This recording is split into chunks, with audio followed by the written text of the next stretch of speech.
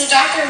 Matthew Aresco spent his childhood exploring nature, hiking and catching turtles, snakes, and frogs in Connecticut. He earned his BA in English from Fairfield University in Connecticut in 1985, and then worked for 4 years at the Connecticut National Mortgage Company and 3 years at the Connecticut National Bank in the Trust and Estate Department. After a few years of cubicle life, Aresco decided to follow his lifelong passion for turtles and pursue a career in biology. Aresco earned his MS in zoology from Auburn University in 1998, studying the effect of slash pine plantations on the movements and growth rates of gopher tortoises in the Connecticut National Forest. He then earned his PhD in biological science from the Florida State University in 2005, focusing his research on the role of freshwater turtles in the ecology of lake food webs. While a graduate student at FSU, Matt founded the nonprofit Lake Jackson Eco Passage Alliance. He worked with the Florida Department of Transportation and local government to complete the construction of wildlife crossings on U.S. Highway 27 at Lake Jackson in Tallahassee. The first wildlife crossings built in Northwest Florida. Since 2006, Dr. Aresco has been the director of the Nokuse Plantation, a 55,000-acre privately owned wildlife reserve in Walton County, Florida, funded by Mr. M.C. Davis. Dr. Aresco directs both the administration of the protected land status and the ecological restoration of Nokuse. Ecological restoration activities include converting pine plantations and agricultural areas back to native longleaf pine wiregrass ecosystems, conducting prescribed burns, reestablishing and augmenting populations of rare species. Dr. Aresco has successfully negotiated the protection of 7,000 acres of Nokuse under permanent conservation easement with the state of Florida, adding to the 48,000 already under easement. A highlight of his ecological restoration work at Nokuse is a gopher tortoise restoration project, which has provided safe refuge on the preserve for over 5,000 gopher tortoises relocated from sites throughout Florida slated for development. Dr. Aresco is an expert in population biology and conservation of Florida turtles and has conducted long-term research on the Florida softshell turtle, Florida snapping turtle, Florida cooter, alligator snapping turtle, and the gopher tortoise in Northwest Florida. He is a member of the IUCN SSC Tortoise and Freshwater Turtle Specialist Group and has received the Florida Wildlife Federation Wildlife Conservations of the Year in 2004. Dr. Aresco is the primary author of 15 peer-reviewed scientific publications and 4 book chapters. So with that, I'd like to introduce Dr. Matthew Aresco.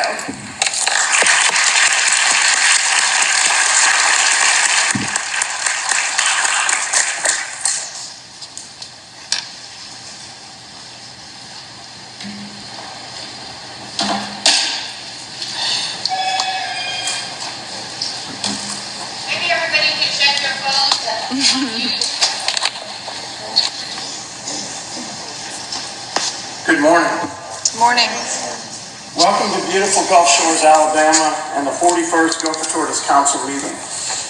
I was very honored to be asked by Erica and the organizers to be the keynote speaker for this meeting. I am Matt Aresco, Director of Nokuse Plantation in the Florida Panhandle.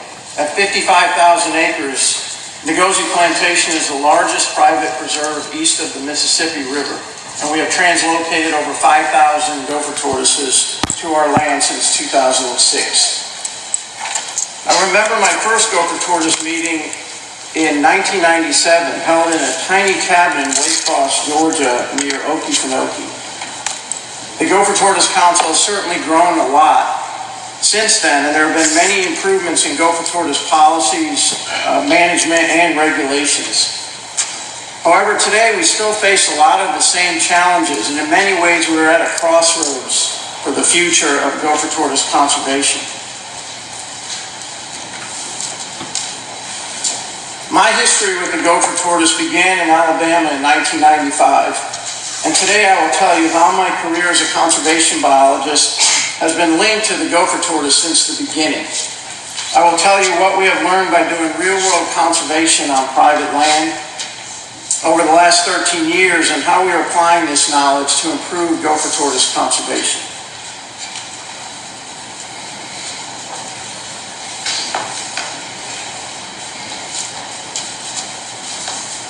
My introduction to the world of gopher tortoises began while I was a grad student at Auburn University. This is a photo of the very first tortoise I ever saw while on a herpetology field trip with Craig Geyer at the Nellie Pond site in the Conecuh National Forest in 1995. On that trip to Conecuh, I became fascinated not only with the gopher tortoise, but the longleaf pine ecosystem. Growing up in Connecticut, I had seen plenty of box turtles and wood turtles, and seeing a tortoise for the first time on that trip was a life-changing experience. I quickly became drawn to the fire-maintained landscape of longleaf pine forests in southern Alabama, and I couldn't wait to get back there.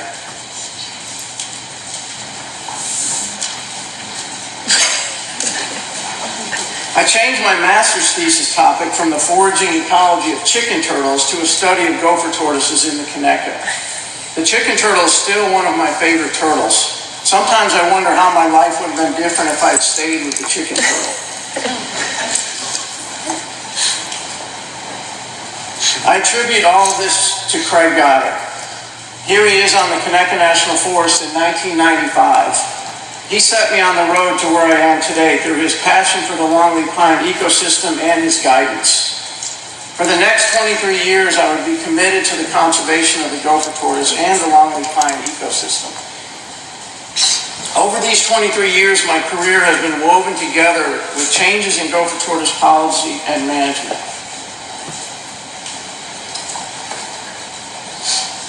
I began my master's research in 1996, year 5 of Craig Geyer's 29-year mark recapture study.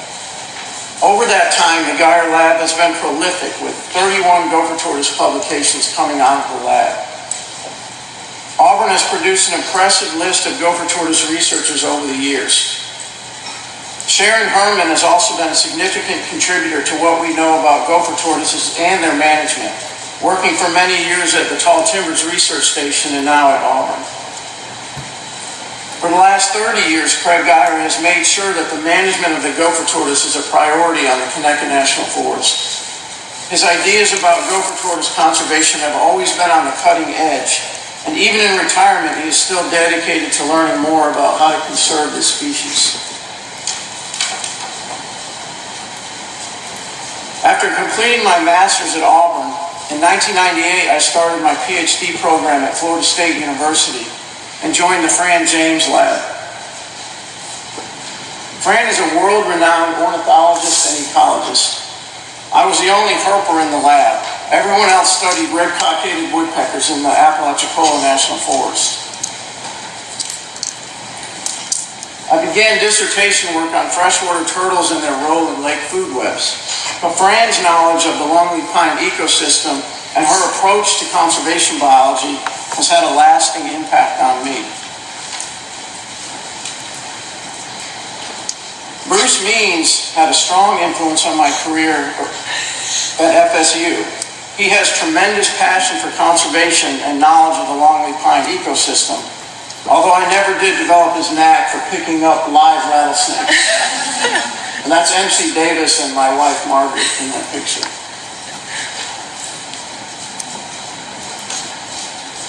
While doing my dissertation research at FSU, I always kept up with what was going on with gopher tortoises. In 2001, I learned that although the gopher tortoise was listed as a species of special concern in Florida, they could be buried through the use of incidental take permits. A landowner could apply to the state of Florida for an incidental take permit, which allowed them to develop their land and not worry about what happened to the gopher tortoises. Tortoises on incidental take sites were either buried in their burrows or directly killed by machinery, and maybe a few survived in undeveloped areas of the site. The money paid by landowners for incidental take permits was intended to be used to purchase conservation land in Florida that supported tortoise populations. Landowners did have other options, including relocating tortoises to on or off-site mitigation areas, but incidental take was the primary method of dealing with tortoises on development sites. So tortoises were not truly protected. At that time, I was asked by Lori McDonald of the Defenders of Wildlife to attend an FWC commission meeting to try to prevent the issuance of an incidental take permit on 650 tortoises from a project near Jacksonville. That permit was issued, but after that, I went on a mission to stop this policy.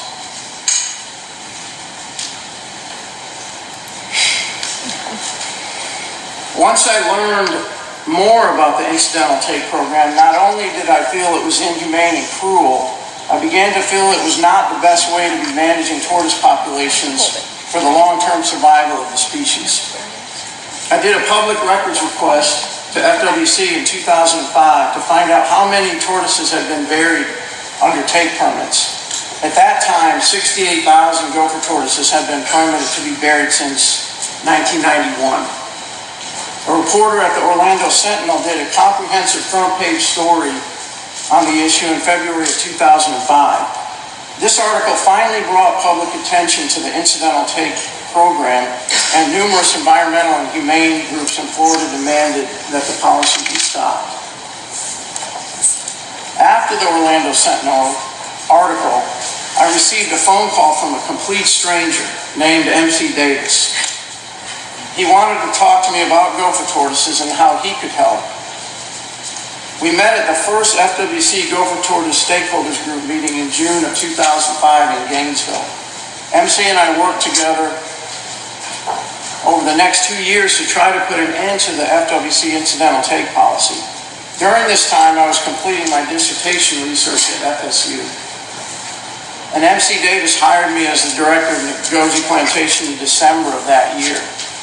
This job included overseeing all of his conservation lands in Florida, Alabama, and Mississippi. My investigation into the incidental take permit program showed it was a disaster for gopher tortoises and their habitat. From 1991 to 2007, over 100,000 tortoises were buried and 170,000 acres of gopher tortoise habitat were lost to development. The justification I always heard was, at least we are buying habitat with the money collected. In reality, this rationale did not hold up. Although FWC collected over $78 million in permit fees, they only purchased about 16,000 acres of land with only 6,500 acres of actual tortoise habitat, representing only a 4% offset of what was lost. The Florida legislature took a lot of the money that was supposed to go to land acquisition and put it in their general revenue, meaning the money was used for things like salaries and office supplies.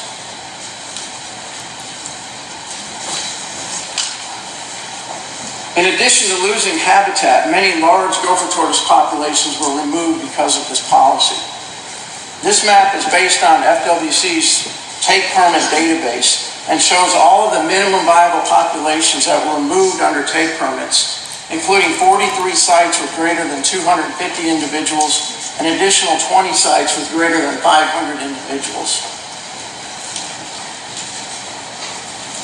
These are more MVPs than the total number in all other states combined.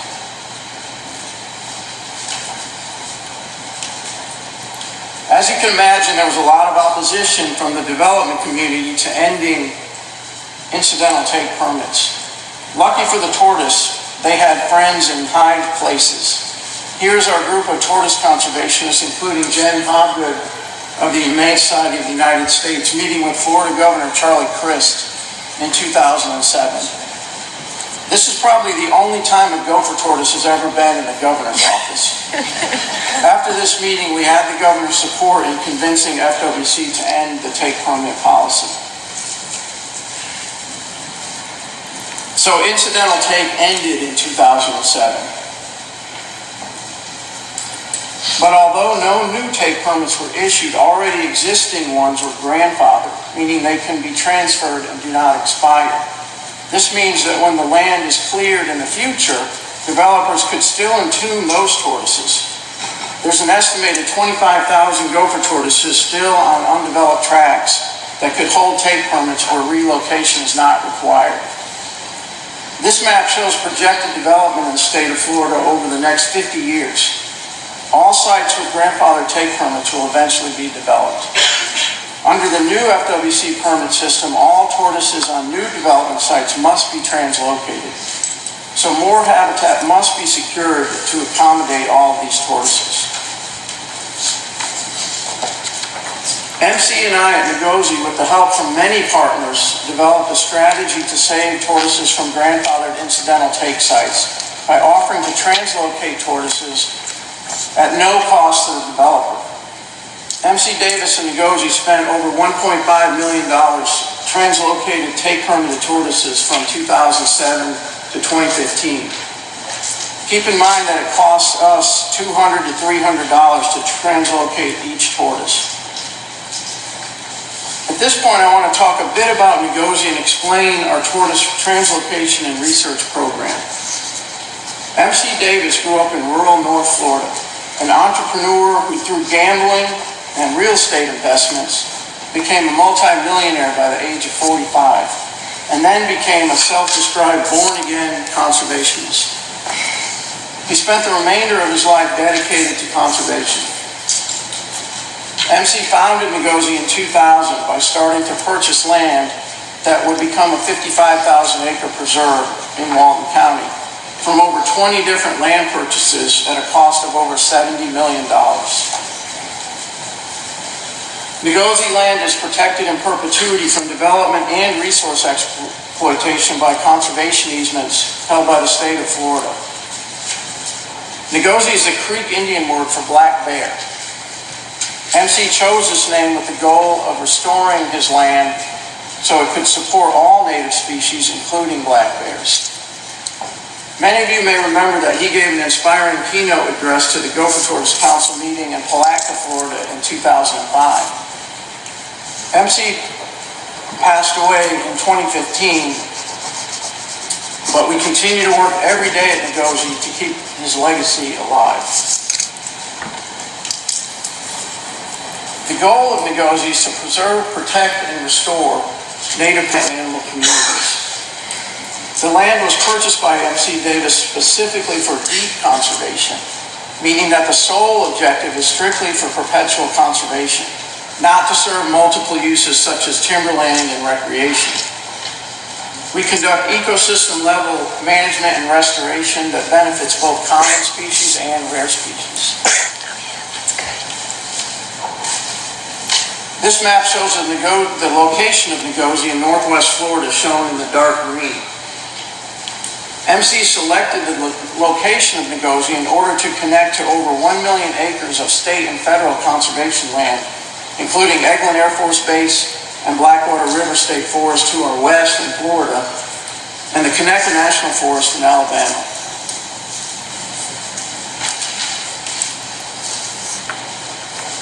Since 2004, Nokuse has planted over 8 million longleaf seedlings, reforesting 24,000 acres of our land in longleaf. MC often called Nokuse a 300-year project, as that is how long it will take for the longleaf forest to grow back to old growth. This is an image of MC and I walking in replanted longleaf. The 55,000 acres of Nokuse have a variety of past land use histories, predominantly conversion to pine plantations and center pivot agriculture. Our goal is to restore the habitat to the longleaf pine ecosystem.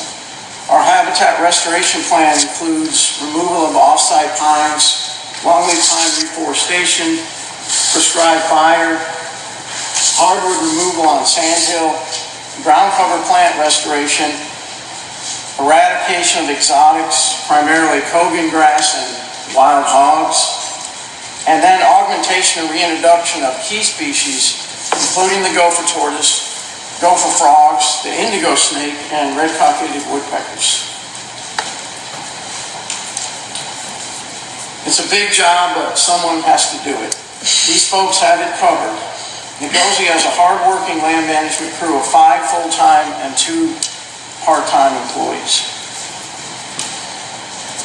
Nokuse conducts all of its own prescribed burns and burns 8,000 to 10,000 acres. I'm the director of Nokuse, but I also serve as the burn boss, and I write all the burn plans and lead all the burns on our land. Sometimes we get people that come down from Alabama to help us burn, but mostly they just stand around and watch. Sorry, Mark. Whenever possible, we try to burn in the growing season to reduce growth of a woody mid-story and enhance ground cover restoration. This is an example of our sandhill restoration. The site was planted and slash climbed by International Paper Company and never burned. In 2007, we removed dense hardwoods with a combination of herbicide and fire and burned it in the growing season 3 times since then. We thin our planted longleaf stands by marking trees to a target density of 100 to 150 trees per acre, resulting in an open canopy and new growth of herbaceous ground cover. To bring the story back to gopher tortoises, Nokuse has 30,000 acres of priority gopher tortoise soils, everything shaded in yellow on this map. However, initial surveys of Nokuse in 2004 indicated there are almost no gopher tortoises on the property. Why? Like many areas of South Alabama, Georgia, and North Florida, the reason there are so few tortoises remaining on Nokuse is because they are heavily harvested for their meat. They are pulled from their burrows with long hooks such as this one, often made from an old bed spring. We sometimes find old tortoises with healed injuries from a pulling hook where the rear of the shell is all broken away where they escape collection.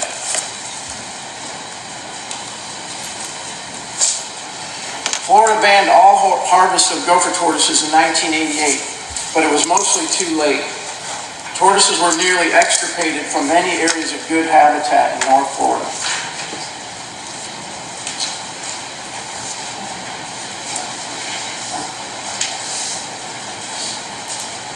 Through our restoration work, Nokuse Sandhill has excellent gopher tortoise habitat, good herbaceous ground cover, open canopy, permanently protected by conservation easements and no public access, perfect for reestablishing gopher tortoises. In 2006, we began restoring gopher tortoises at Nokuse by translocating tortoises from the incidental take permit sites, as well as sites permitted under the new regulations. The conservation goal of translocation is to reestablish long-term viable populations where they have been extirpated. It should be easy, right? All you need is suitable protected managed habitat, enclose the translocated tortoises inside silt fence to allow acclimation, take the fence down after a year, and you have a new population. Unfortunately, it is just not that simple. We have translocated more tortoises over the last 13 years than anyone, and have found it is more difficult than anticipated, and success is complicated by many factors. But we have to make translocation work, because it is the only feasible option for mitigation on a large scale. Our primary goal during the first 10 years was to quickly save as many tortoises as possible from development sites holding take permits. Our challenge was to find the development sites holding the permits, figure out how to get them translocated to Nokuse, and how to pay for it. Then we had to get them safely released on their new sites. We were successful in doing this. As time went on, we began to think more about translocation success in terms of establishing long-term viable populations. In addition, we are evaluating and improving our translocation process through continued research. So how do we define a successful translocation? For the short term, the tortoises rescued from take permit sites, we may be satisfied with simply acclimating them to their new home, but ideally we want to maximize survival of these tortoises. For a successful conservation translocation where the goal is reestablishing viable populations, we may need to go further. Removal of tortoises from development sites involves using a backhoe to carefully excavate each burrow. Some weeks we were receiving 50 to 100 tortoises every few days. At this point, I'd like to recognize Carissa Kent for her role in Gopher Tortoise translocation and research. Our partnership with Carissa began in 2006, and she has been a driving force for Gopher Tortoise conservation with her group Saving Florida's Gopher Tortoises. Here's Carissa and her partner Dave Love in their natural habitat deep in an excavated tortoise burrow somewhere in central Florida. These two have been doing all the legwork to save the tortoises from the old take permit sites and provide us and other sites such as Eglin Air Force Base with the tortoises for translocation. Carissa finds the projects, negotiates with the developers, deals with the permitting, does the surveys, works with the backhoe operators, and transports the tortoises to us. We have also partnered with many groups, universities, and agencies over the years with research and funding to help us save tortoises from the take permit sites and conduct research about our translocation program. I would also like to recognize our neighbor to the west, Eglin Air Force Base, that has received about 2,000 tortoises from take permit sites over the last 3 years. This is the Nokuse Gopher Tortoise Research Team. Bob Walker, Eric Brakefield, Becca Kozad, myself, and Philip Schulte from Auburn University. Bob has been working with us on tortoises since 2007, and it's also an educator at our Environmental Education Center, the E.O. Wilson Biophilia Center. Bob spends a lot of time checking the tortoise enclosures after dark to be sure the newly released tortoises are safely tucked into their burrows for the night. We have covered a number of research topics, both in-house and with collaboration and partnerships with individuals from various universities and organizations. All tortoises translocated to Nokuse were individually marked and measured for standard demographic data. In addition, a subset of tortoises was equipped with radio transmitters for monitoring. These are my two sons, Anthony and Michael, who have assisted with tortoise translocations from a young age. They're here today. This is their 4th Gopher Tortoise Council meeting. Wave, Michael.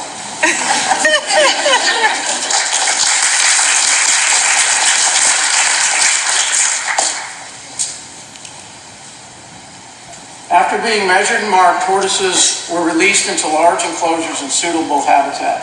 This is one of our employees, Frank Kutchins, with a batch of tortoises fixed with transmitters ready for release. Tortoise enclosures are monitored regularly, surveying the perimeter of enclosures for damage, surveying for burrows in the enclosures, radio tracking the tortoises, and searching for dead tortoises. From 2006 to the present, we built 23 enclosures that range in size from 10 acres to 337 acres for a total of 1,600 acres of enclosure area. The enclosures are shown in green on this map. Density of adults in our enclosures range from 0.9 to 6.6 per acre, with an average of 2.4 per acre.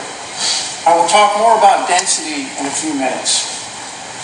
We have found that the optimal size of enclosures is 40 to 60 acres. The enclosures that were 200 to 300 acres were very difficult to monitor and maintain. Enclosures are kept in place for at least 12 months. Our research found that 6 months is too short a time period for optimal acclimation, especially if the 6-month period is over the winter inactive season. We strategically distribute the enclosures across the landscape to maximize an even distribution of tortoises as they spread out over time after the silt fence is removed. This is a typical silt fence enclosure at Nokuse. This is typical habitat on our translocation sites. Well-burned open pine stands with abundant forage.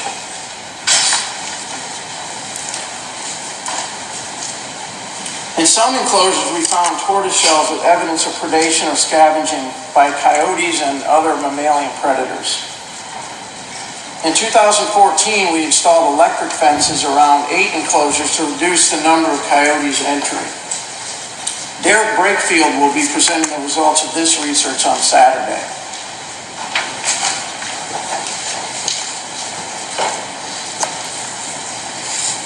Think about a tortoise that has been living in the same area for 40 to 50 years, and suddenly it is taken and moved to a new site with a completely new environment. What are some of the stressors of translocation that can limit success? There will be a disruption of social structure, potential change in forage plants from familiar to novel, a change in density, and there's most certainly individual variation in response to translocation. We must pay more attention to the conditions on the donor site to understand how a tortoise will respond to being moved. What are some of the possible negative outcomes? Poor health, lower reproductive rates, slower growth rates, and lower survival causing negative population growth. Over 13 years of research, we have adjusted our translocation methods in response to our observations of tortoise behavior after release into the enclosures. The tortoises tend to walk the perimeter of the enclosure immediately following translocation for several days. This potentially exposes them to predation or heat stress.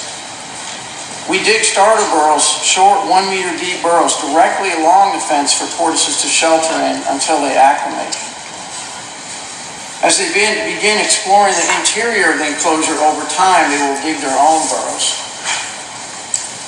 We conduct daily early evening monitoring of all enclosures for 30 days following release to check for tortoises and put any found on the surface into the starter burrows. We also release fewer than 20 tortoises each day, and as of this year, we keep our density at 1.5 tortoises per acre, lower than the permitted density of 6 per acre in the enclosures. We also keep our silt fence enclosures up for at least 12 months, not the minimum permitted duration of 6 months.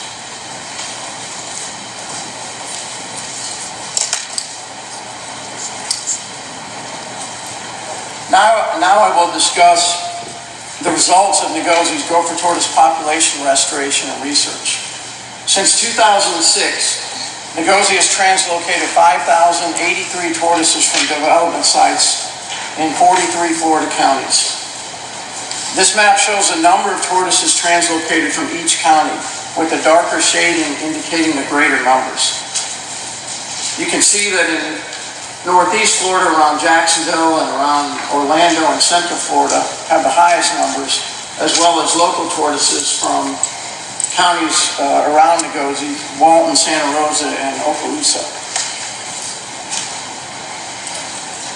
This graph shows the various permit types for the source populations we received. 90% of the tortoises that we translocated to Nokuse came from incidental take permit sites. The remaining tortoises were received through conservation permits, as well as a few waifs, which are individual tortoises of unknown origin that were usually collected by members of the public and then dropped off at FWC offices.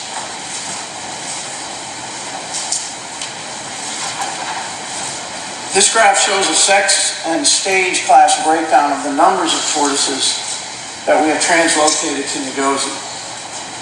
We translocated 3,256 adults, 1,600 juveniles, and 200 hatchlings. The ratio of males to females was around 1:1.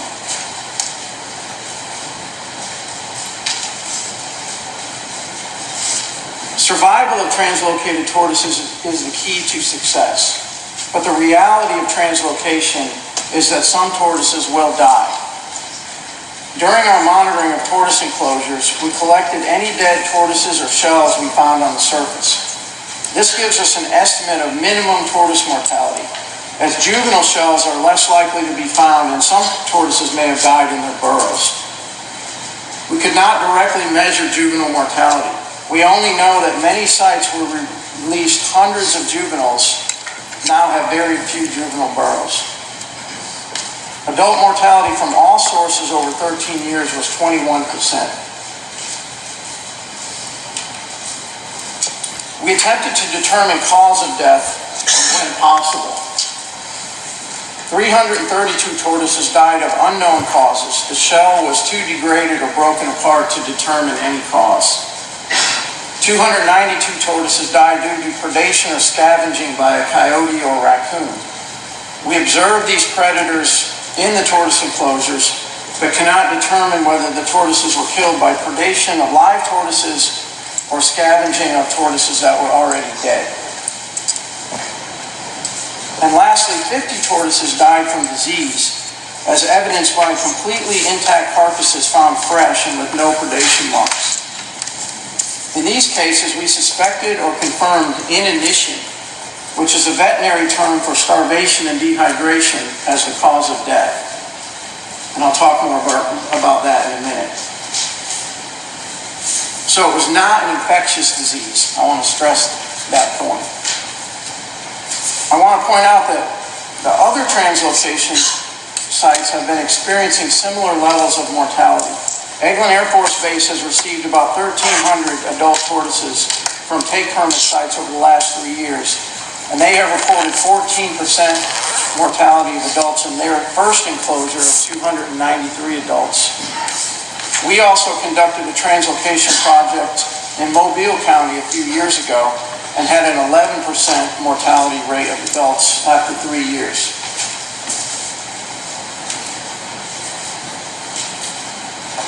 Disease has been a concern for translocating gopher tortoises, especially with the history of URTD in tortoises. We never had an issue with URTD. However, in 2013, we found over a dozen tortoises at one site that were sick or dead.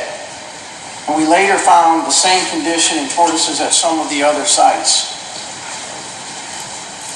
Tortoises that were found still alive were emaciated, weak, had this red coloration on the plastron, and were outside of burrows in cold weather. The total tortoises found dead from disease is only 1.5%, but we wanted to determine the cause of this mortality in order to know if it could spread or if there are any measures we might take to mitigate the problem. We began a collaboration with Dr. Terry Norton at the Georgia Sea Turtle Center at Jekyll Island, Dr. Nancy Stedman at the Tampa Zoo, Dr. Nicole Stacy at the University of Florida Vet School, and Dr. Matt Allender at the University of Illinois. In 2015, Becca Kozad started her master's research at the University of Georgia and began a comprehensive investigation of the mortality and evaluated the health status of the translocated tortoises. After finishing her master's, we hired Becca as a tortoise biologist, and she works closely with Derek Brakefield.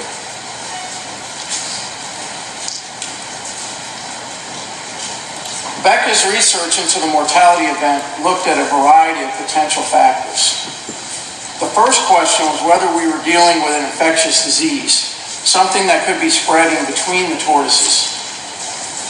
We evaluated tortoise samples for novel and known pathogens. There was no evidence of any infectious disease as the cause of death. Because the mortality began at just one site, we immediately looked at the potential for toxic forage or toxicants in the soil, but saw no evidence of this. We also compared the nutritional content of forage plants among sites and found no differences. We also had a botanist from Alabama, Al Schatz, evaluate the ground cover in our gopher tortoise enclosures. From these combined results, it is hard to argue that lack of appropriate forage somehow contributed to the mortality that we've seen at Nokuse. The Clinical signs of the disease and pathologic findings from necropsies were consistent with chronic inanition, which is starvation and dehydration. We believe that the causes are stress from translocation and higher than natural densities on some of the sites, affecting some individuals differently than others. If you have questions about this research, please look for Becca this weekend and see her talk later today.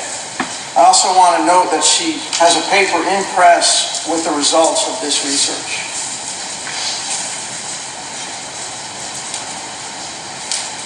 Although our total mortality rate may seem high at 21%, the good news is that average annual survivorship for 7 sites in the early years after translocation is high, 89 to 98%. These are all sites that were fully stocked within 2 months and enclosed for at least 3 years, so there was no dispersal, making it easier to determine minimum mortality from recovered cells.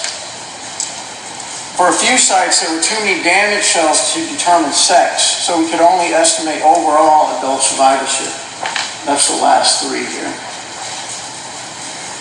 The only shells we may not have found are if a tortoise died deep within its burrow or if a coyote carried it away and we could never find it. These values are similar to what has been observed in stable natural populations.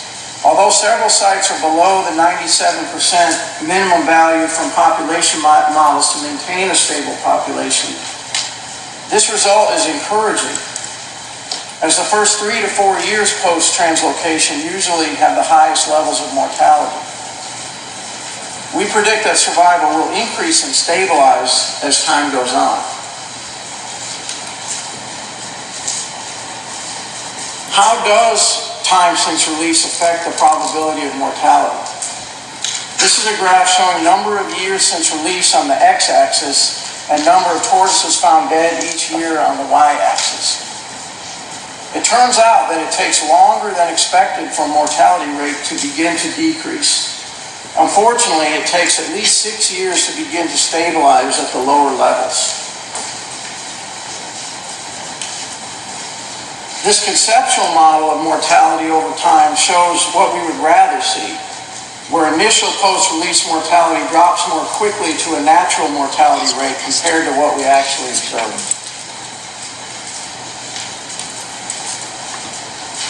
Another problem we have observed over time is that the largest and presumably oldest tortoises have a greater probability of dying as a result of translocation.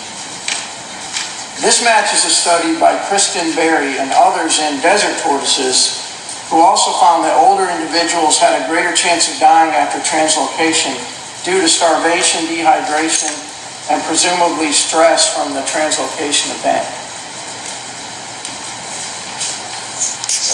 This graph shows a size distribution of those tortoises assumed to be alive in light bars and those found dead in dark bars. A goodness of fit test confirmed that larger individuals die more frequently than by chance alone.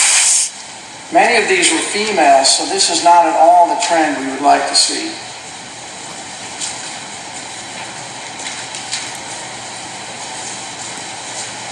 What about survival of translocated hatchlings and juveniles?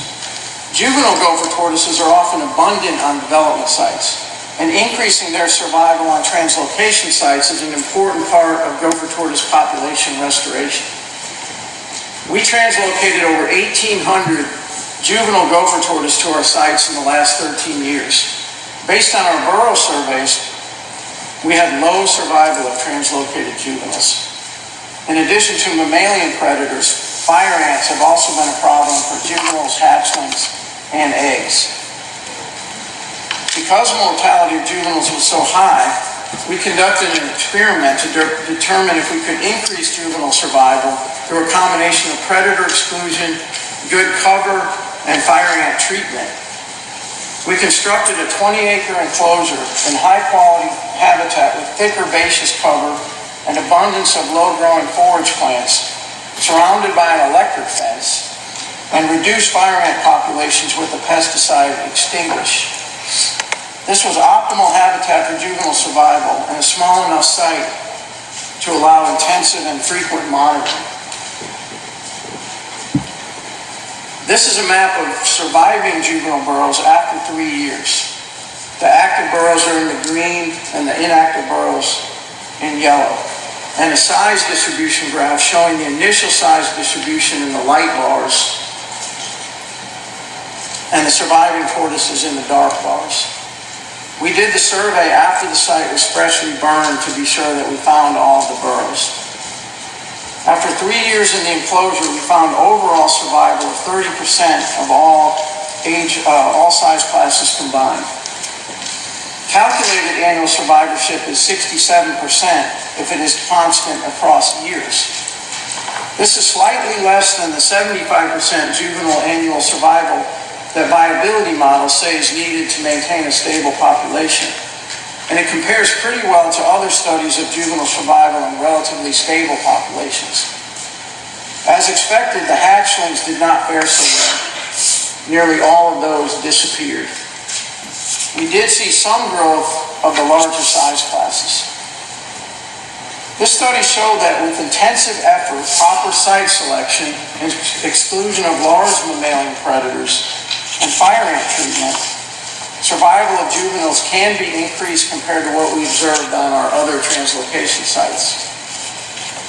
Next year, we are starting a research project designed to determine if there's a difference in the survival of translocated juveniles versus those that hatched on site. We expect that those that hatched on site will have greater survival because they spend less time wandering around on the surface.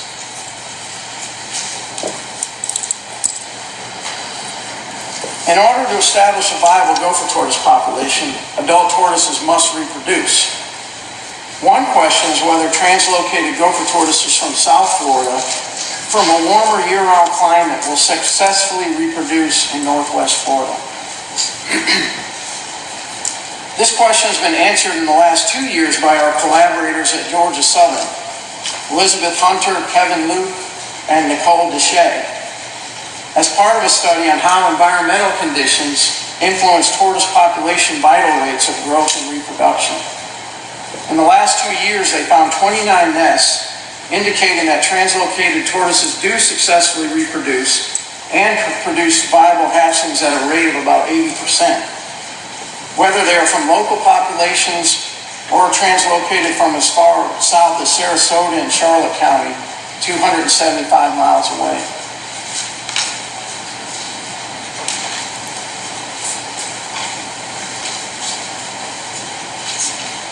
Now I will talk about density. Our research has shown that greater adult mortality was found on our higher density sites. This plot shows enclosure density on the x-axis and mortality rate on the y-axis for 16 enclosures. Initial adult density in these enclosures range from 0.9 to 6.6 tortoises per acre, with 8 sites having much higher density than has been observed in natural populations. Linear regression analysis showed a marginally significant relationship between density and mortality. In the analysis, mortality rate was corrected for time since release. 45% of the variation in mortality rate can be explained by density, and this is suggestive of a trend which warrants further study. If we had more replicates of the high-density sites, the effect would probably be more significant. But we chose not to subject tortoises to conditions that would cause higher mortality. This is an ongoing study, and as we add more low-density sites at 1 per acre or less, we may see a stronger relationship.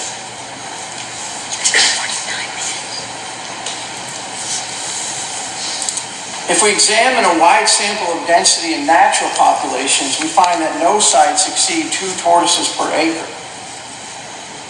I should point out that as scientists, we always report densities as per hectare. But here I'm reporting per acre densities because that is what is used in state and federal guidelines for translocations. Most donor sites had densities less than 1 per acre, with an example here of the Silverleaf DRI site at 0.8 tortoises per acre. There are some sites with higher densities than 2 per acre, and I'm sure we've all seen some, but these are disturbed sites such as Bahia grass pasture land rather than natural sandhill or flatwoods. Despite the lower natural densities, Florida's regulations allow densities up to 4 tortoises per acre and 6 tortoises per acre within the 6-month enclosures. The U.S. Fish and Wildlife Service densities were 0.7 per acre in the past, but were recently changed to 4 per acre following Florida's rules. Let's visualize how these active burrow densities look at random spacing on a theoretical 40-acre site. When viewed at this larger scale, it is clear just how dense the artificially high densities are compared to natural populations. This first one is the lowest density for a minimum viable population of 0.16 per acre or 0.4 per hectare. This is typical natural density at around 1.5 per acre. This is the FWC maximum allowed site density of 4 per acre. And this is the maximum density allowed in enclosures of 6 per acre.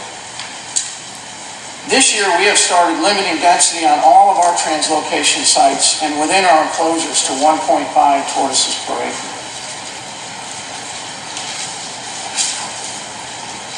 Why might high density negatively affect tortoise survival? Usually when we think about density effects, we simply consider the carrying capacity of the forage.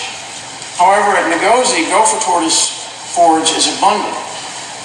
But even where forage is high enough to support higher densities, the higher density can cause stress, disruption of social structure, increased predation risk if mammalian predators have a better chance of finding a tortoise.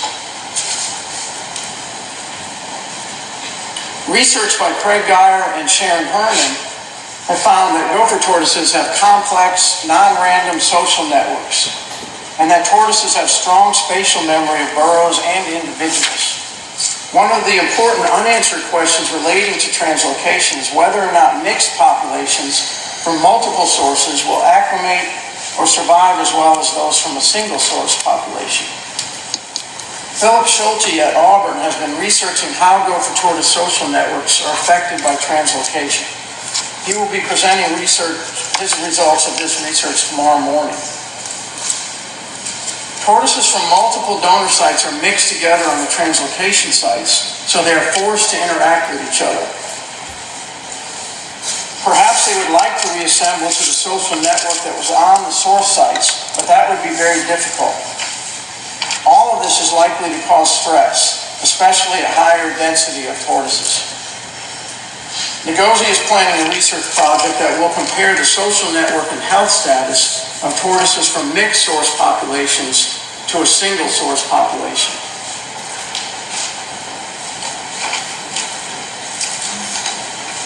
After relocating over 5,000 tortoises and collecting data for 13 years, what can we conclude about our efforts to reestablish gopher tortoise populations at Nokuse? Does Nokuse have any minimum viable populations as a result of the translocation projects? Even after 13 years for some sites, we really don't know yet. It will require extensive monitoring of reproduction, growth rates, and survival to construct a viability model based on actual vital rates. It is certainly not enough to translocate 250 individuals at a density greater than 0.4 per hectare and assume that you have established a viable population.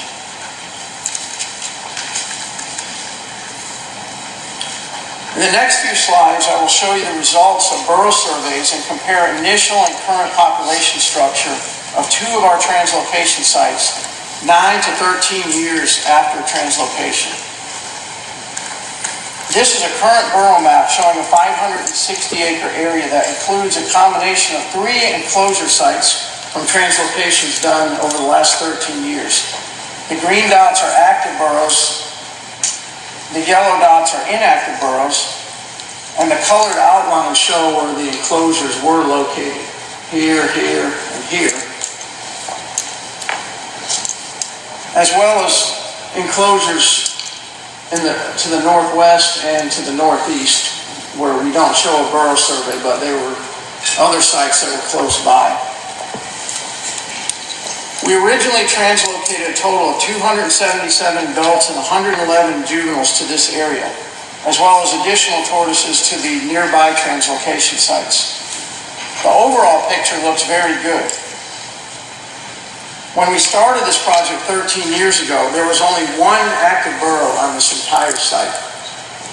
Active adult burrow density is now 1.3 per acre with 437 adults, but only 25 juveniles. Clearly, there's been dispersal of adults from the other two translocation sites to this area. This site also has a permanent fence along this road here, which is the southern extent of the Nokuse boundary.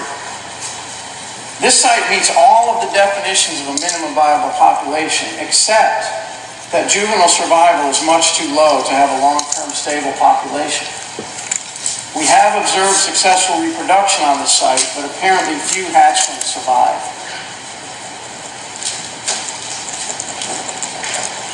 This is the original size distribution of 288 tortoises translocated to a 75-acre enclosure on the east side of the site, including 105 juveniles. All of the tortoises in this enclosure came from one source site in Seminole County near Orlando, including some very large individuals. We measured burrow width this year to estimate carapace length and estimate the current size distribution. This graph shows the change in size distribution between 2007 and now. This shows we had high mortality of juveniles, but some of the largest juveniles may have grown to adult size during the 13 years. Although we released 183 adults in the enclosure, we now have 223 adult burrows on the same site. If you recall, we had 97.4% overall adult survival on the site during the first 3 years, and the total mortality rate of adults was 7.5% over 13 years. The next example is a 33-acre site where we translocated 105 adults and 56 juveniles in 2011.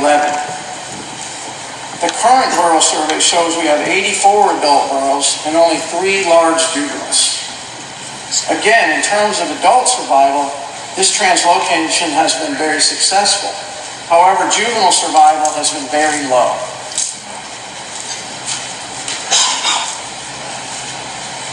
Now I would like to summarize what I see as the big picture lessons we have learned from 13 years of translocations on Nokuse. In the ideal world, we wouldn't have to translocate tortoises. We could preserve them on site and not develop the land. But that's not the real world. Like it or not, translocating tortoises is going to be the primary mitigation tool for conserving tortoise populations. We must be sure to use methods that give tortoise populations the best chance to survive on their new site. Translocated populations have the potential to become viable populations, but we must recognize that translocated populations of greater than 250 individuals do not immediately form a minimum viable population. Translocation can establish new populations if done correctly. But we must recognize that every time a group of tortoises are translocated, there will be some losses. There's a very narrow margin for adult survivorship between a stable population and a declining population. Proper habitat management and long-term monitoring is essential for translocation success. Increasing juvenile survival on translocation sites is critical to establishing viable populations.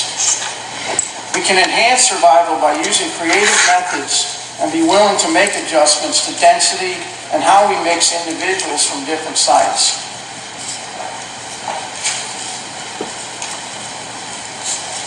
The gopher tortoise is one of the most well-studied species in the southeastern United States, yet its populations continue to decline due to habitat loss.